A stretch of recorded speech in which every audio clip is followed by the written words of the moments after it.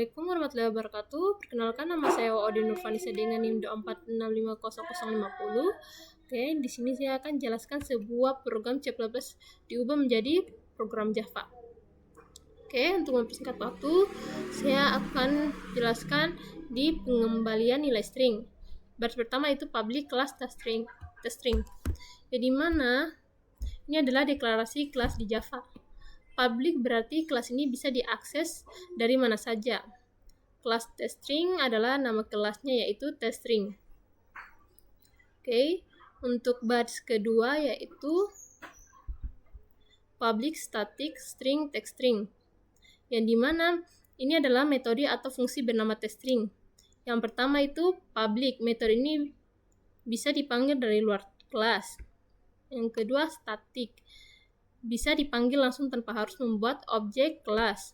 Yang ketiga, string, tipe data yang dikembalikan adalah string atau teks.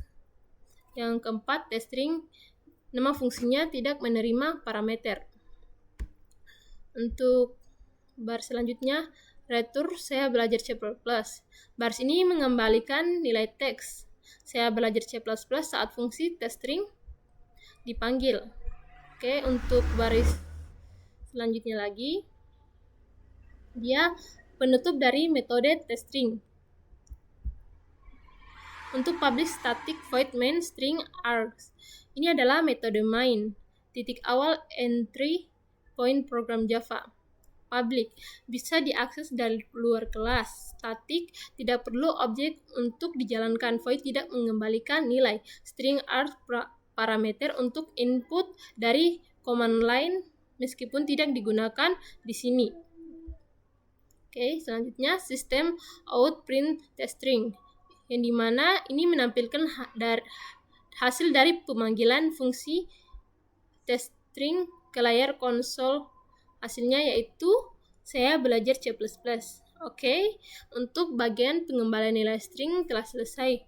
Selanjutnya yaitu pertama itu public class main. Di baris ini kita mendefinisikan kelas Java dengan nama main. Dalam Java, semua kode harus berada di dalam kelas. Baris kedua yaitu fungsi untuk mengembalikan nilai float.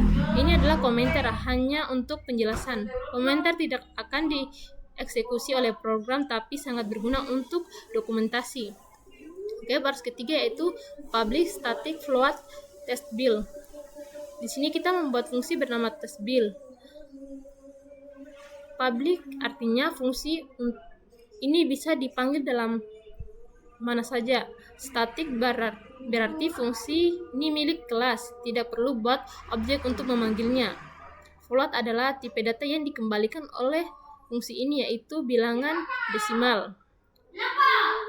Baris keempat yaitu return float 3.14 dikali 2.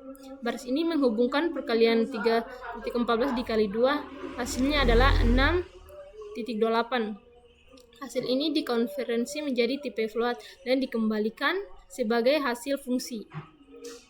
Baris kelima yaitu penutup dari fungsi testBuild.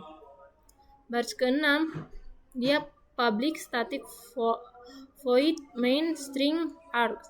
Ini adalah fungsi main, yaitu titik awal eksekusi program Java. Tanpa main, program Java tidak akan bisa berjalan. Baris ketujuh, sistem out print line testBuild.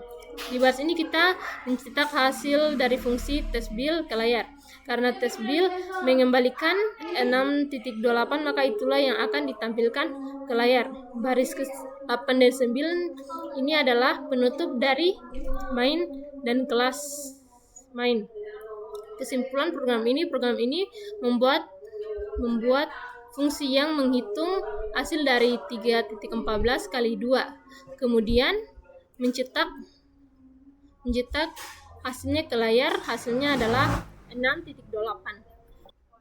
Oke, materinya dengan parameter masukan, yang dimana baris pertama itu public class main. Di sini kita mulai dengan mendeklarasikan kelas utama bernama main. Semua program Java harus berada dalam kelas. Baris ketiga itu fungsi untuk menambahkan satu ke nilai input. Input ini adalah komentar digunakan untuk menjelaskan kode agar lebih mudah dipahami. Komentar tidak akan dijalankan oleh program. Untuk baris selanjutnya yaitu baris 4, public static in tambah 1 in i. Di sini kita mendefinisikan fungsi bernama tambah 1. Public artinya fungsi bisa diakses di luar kelas. Untuk static, dia artinya bisa dipanggil tanpa membuat objek dari kelas main. In adalah tipe data yang dikembalikan, yaitu bilangan bulat. I adalah parameter yang akan menerima input bilangan bulat.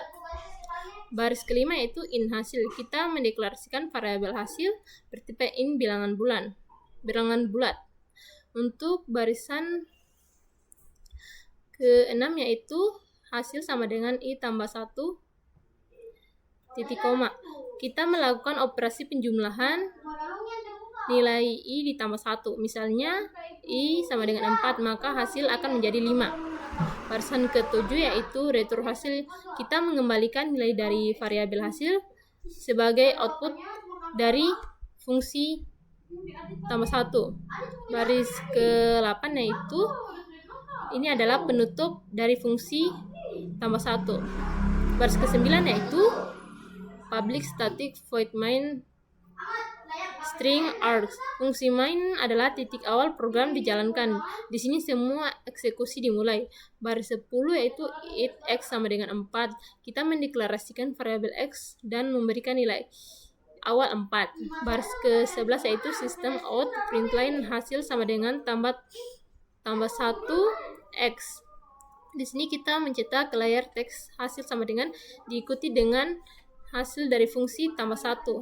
Karena x sama dengan 4, maka tambah 1 4 akan mengembalikan 5. Jadi output yang ditampilkan adalah hasil sama dengan 5. Baris ke-12 dan 13 ini adalah penutup dari fungsi main dan kelas main. Kesimpulannya yaitu program ini menerima sebuah angka sebagai input, menambahkan angka tersebut dengan 1 menggunakan fungsi tambah 1, mencetak hasilnya ke layar sehingga hasil outputnya itu hasil sama dengan 5. Oke, materi selanjutnya yaitu dengan parameter keluaran, yang dimana baris pertama yaitu import Java util scanner, dimana baris ini mengimpor kelas scanner dari pustaka Java. Scanner digunakan untuk membaca input dari pengguna melalui keyboard. Baris ketiga yaitu public class tambah bilangan, yang dimana ini adalah deklarasi kelas dengan nama tambah bilangan dalam Java. Setiap program harus memiliki minimal 1 kelas. Baris ke-5 sampai 8 yaitu public static in tambah in x. In hasil sama dengan x tambah 1 return hasil, yang dimana di sini kita mendefinisikan sebuah metode atau fungsi bernama tambah yang menerima 1 parameter bertipe int. Di dalamnya kita membuat variabel hasil yang menyimpan nilai x ditambah 1. Kemudian kita mengembalikan nilai hasil tersebut ke pemanggil fungsi. Fungsi ini secara sederhana bertugas menambahkan angka 1 ke input yang diberikan. Oke, baris ke-10 public static void main string args. Ini adalah metode utama main titik awal eksekusi program Java. Oke, baris ke-11 yaitu scanner input new scanner system in. Kita membuat objek scanner dengan nama input yang akan digunakan untuk membaca masukan ke keyboard. Baris ke-12 sampai 13 yaitu in build hasil. Kita mendeklarasikan 2 variabel bertipe in build untuk menyimpan bilangan dari pengguna dan hasil untuk menyimpan hasil penambahan. Baris ke-15 yaitu system out print input bilangan bulat. Program ini menampilkan teks input bilangan bulat di layar sebagai permintaan input dari pengguna. Baris ke-16 yaitu build input next in. Di sini program menunggu pengguna untuk memasukkan bilangan bulat lalu menyimpannya ke dalam variabel build. Baris ke-18 yaitu hasil sama dengan tambah build, yang dimana program memanggil fungsi tambah dengan parameter build dan menyimpan hasilnya ke dalam variabel hasil. Baris ke-20 yaitu sistem out println nilai keluar. Titik 2 tambah hasil, yang dimana program mencetak hasil akhir ke layar dengan format nilai keluar diikuti nilai hasil penambahan. Baris 21 yaitu akhir dan dari fungsi main. Begitupun baris ke-22 yaitu akhir dari kelas tambah bilangan.